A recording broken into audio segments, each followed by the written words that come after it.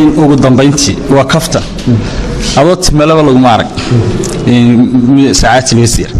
in ma bidaar baad leedahay ma ciraad leedahay ma baarinka waa run timo waxa weeyaan horta waa fashion waa wax iska socdo oo Europe ta laga yimaada anigoo timalaba Europe tagay ana bilaa timana waan kayn marka kolley waa fashion Europe laga yaqaano bidaar baa jirta laakiin waa la soo ekaysiyaa Europe hadiye jeer marka dadka Afrikaanka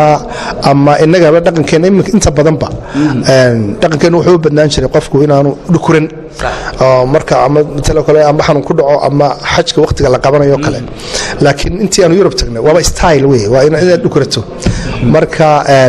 kolley kuwaas un bay la mid tahay imkana waa arkaysaan oo kolley intii aan imka ka soo noqday Europe timaha